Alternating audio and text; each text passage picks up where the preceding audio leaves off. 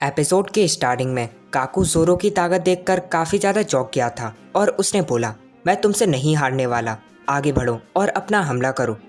जोरो हमला करने के लिए बिल्कुल तैयार था और उसने अपने 3 तलवार के लेपर्ड की मदद से काकू पर बहुत तेजी से हमला कर दिया।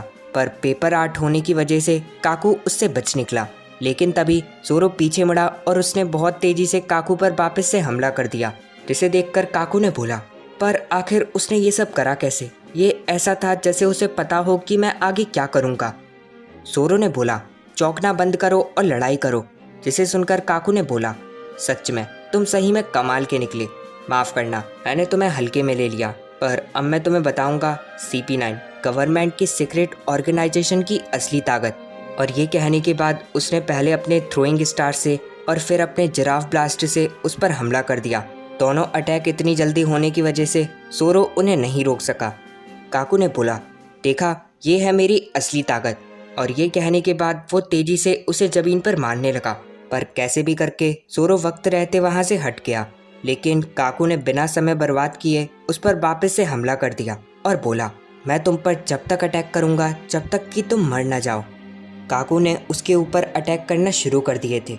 इतने सारे अटैक होने की वजह से जोरो की हालत भी काफ़ी ज़्यादा खराब हो गई थी।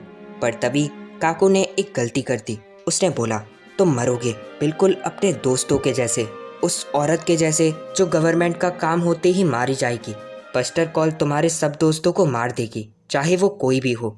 जोरो ये सब सुनकर काफ़ी ज़्यादा गुस्से में आ गया था और उसके पास से एक अजीब सी ताकत निकलने लगी, जैसे कि मानो वो कोई शैतान का भगवान हो। जिसे देखकर काकू ने बोला, वो आखिर था क्या? मैंने अभी इस बंदे के अंदर किसी शैतान को देखा, पर आखिर वो था क्या? जोरो ने बोला, तुमने बोला कि वो सब मारे जाएंगे, सही में तुमने काफ़ी ज़्यादा बोल लिया। जिसे सुनकर काकू ने बोला, बकवास करना बंद करो, मैं तुम पर अपना सबसे ज़्यादा ताकतवर अटैक करूँगा और ये अटैक के बाद तुम नहीं बचने वाले। ये वही अटैक है जिसने इस लॉ टावर को भी काट दिया था। और ये कहने के बाद काकू तेजी से एक जगह पर घूमने लगा और उसने बताया, वैसे मैंने ठीक ही बोला था, कोई भी पायरेट ग्रुप इतना सब कुछ करने के बाद नहीं बचेगा। जोरो ने यह सब सुनकर बोला, तुमने एक बड़ी गलती कर दी। और तभी जोरो के आसपास अंधेरा सा छा गया। उसने बोला, यह है डीमन ओरा 9 स्वार्ड स्टाइल असुरा। ये बिल्कुल देखने में ऐसा था जैसे उसके पास कोई शैतान के भगवान की ताकत हो। जिसे देखकर काकू ने बोला, ये तो वही है जो कि मैंने पहले देखा, पर जो भी हो, मैं इसे अपने इस अटैक के साथ ख़त्म कर दूंगा। और ये कहने के बाद उसने अपने स्काई स्लाइजर से जोरो पर काफ़ी तेज़ी से हमला कर दिया। जोरो ने अपने बाकी सभी दोस्तों को याद करा कि वो कैसे लड़े। रॉबिन को बचाने का वादा उसे याद था और इसी सब को याद करते हुए उसने काकू के अटैक को बड़े आराम से रोक दिया। जोरो की ताकत सही में काफ़ी ज़्यादा बढ़ गई थी और उसने बोला, मैंने इसे हराने के लिए तुम्हें चुना, असुरा। और फिर उसने अपने असुरा सिल्वर मिस्ट से काकू पर काफ़ी तेज़ी से हमला कर दिया। ये अटैक काकू को हराने के लिए काफ़ी था, इतना कि काकू नॉर्मल हो गया।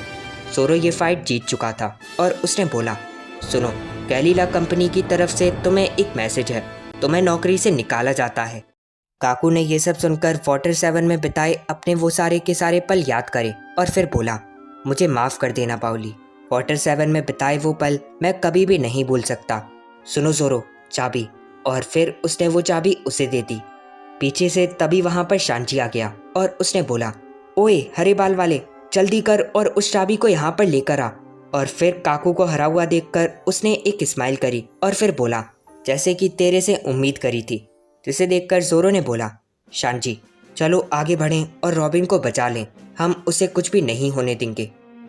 फिर यहाँ पर दादी कोकोरो और चिमनी को दिखाया गया, जो कि चिमनी के साथ तेजी से आगे बढ़ रही थी और बोली, लगता है कि मुझे थोड़ी सी ताकत चाहिए, चलो थोड़ा सा पी लूँ। और फिर वो तेजी से आगे बढ़ने लगे। फिर यहाँ पर CP5 वाले को दिखाया गया, जिसने बोला, आखिर तुम सब हो कहाँ पर, जल्दी करो और बाहर निकलो, अभी एक हीरो आएगा, उसे सलामी देना। जिसे सुनकर वो ऑफिसर ने बोला, पर आखिर हीरो है कहाँ पर? CP5 वाले ने बोला, गधे, वो मैं हूँ, जल्दी कर और बाहर आ। और इस सब के बाद उसने रॉबिन से बोला, सुनो, सामने देखो, वो गेट पार करते ही तुम फिर कभी भी नहीं बच पाओगी, अब चलो आगे चलें। रॉबिन उसे देखकर काफ़ी ज़्यादा डर गई थी और वो पीछे की तरफ भागने लगी। जिसे देखकर CP5 वाले ने बोला, सुनो, मैं कितनी बार बोलूं, तुम नहीं भाग सकती। रॉबिन डर के मारे वापस से भागकर वहां से कहीं पर जाने लगी और उसने बोला, मैं बस मरना नहीं चाहती। पर तभी CP5 वाले ने वापस से उसे पकड़ लिया और बोला, अब बहुत हुआ, चल जल्दी कर और वहां पर चल। लेकिन रॉबिन ने उस ब्रिज को अपने दांतों से पकड़ के रखा था, जिसे देखकर CP5 वाले ने बोला, ओए मेरा टाइम बर्बाद करना बंद कर, मैं कितनी बार बोलूं कि तू नहीं बच सकती।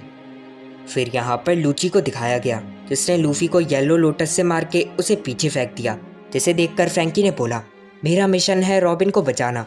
पर तभी लूची अचानक से उसके सामने आ गया और उसने बोला, जैसा कि मैंने पहले बोला था, तुम कुछ भी कर लो पर आगे नहीं जा सकते। फ्रैंकी ने बोला, बकवास करना बंद कर, और फिर उसने अपने स्ट्रॉन्ग हैमर से उस पर काफ़ी तेज़ी से हमला करा। पर लूची की आयरन बॉडी और सबके मुकाबले काफ़ी ज़्यादा ताकतवर थी, जिसे देखकर फ्रैंकी ने बोला, जैसा कि सोचा था, ये ताकतवर है। लूची ने यह सब सुनकर बोला, हाँ तुमने ठीक बोला, मेरा पावर लेवल उन सबसे बहुत ज़्यादा है।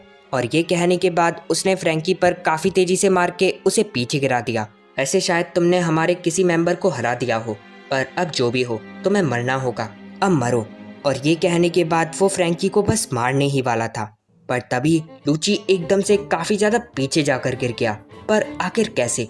फ्रैंकी ये सब देखकर काफ़ी ज़्यादा चौंक गया था और उसने बोला, पर कैसे? ये आखिर करा किसने? क्या ये तुमने करा? एक मिनट, आखिर तुम हो क्या चीज़? लूफी ने बोला, ये है सेकंड गियर। सुनो फ्रैंकी, इसे मुझ पर छोड़ दो, अब मैं इसे आराम से हरा दूंगा, जाओ और जाकर रॉबिन को बचा लो। जिसे सुनकर फ्रैंकी ने बोला, मैं नहीं जानता कि तुमने ये सब कैसे करा, पर जो भी हो, जो तुम बोलोगे मैं वही करूँगा। और हाँ, वैसे उसकी बैंड बजा देना। और इस सब के बाद जैसे ही वो आगे बढ़ा, उसके सामने था लूची। लूची भी अब लड़ाई करने के लिए बिल्कुल तैयार था और उसने बोला, मैंने बोला था कि तुम यहाँ से नहीं जा सकते। और ये कहने के बाद वो फ्रैंकी को बस मारने ही वाला था, पर तभी एकदम से लूफी उसके बीच में आ गया और उसने उसे तेजी से मार के पीछे फेंक दिया। लूची ने ये सब देखकर बोला, वैसे क्या तुम भूल गए, इस फॉर्म में मैंने तुम्हें बहुत आराम से हरा दिया था। जिसे सुनकर लूफी ने बोला, हाँ तुम ठीक हो, वो इसलिए था क्योंकि तब मैंने मीट नहीं खाया था, पर अब मैं तैयार हूँ। लूची ने अपने फिंगर पिस्टल से हमला करा, पर लूफी की स्पीड 6 पावर के शेप से भी ज़्यादा थी। उसने लूची के अटैक को डॉज कर दिया और फिर अपने जेड बजूका से उसे मार के पीछे फेंक दिया।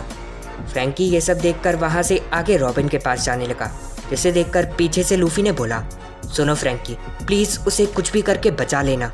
जिसे सुनकर फ्रैंकी ने बोला, ये सब मुझ पर छोड़ दो। लूची एक बार फिर से खड़ा हो गया था। वो दोनों एक दूसरे के आमने सामने ही थे, मतलब कि जिस बॉस फाइट का हमें इंतज़ार था वो अब आ गई।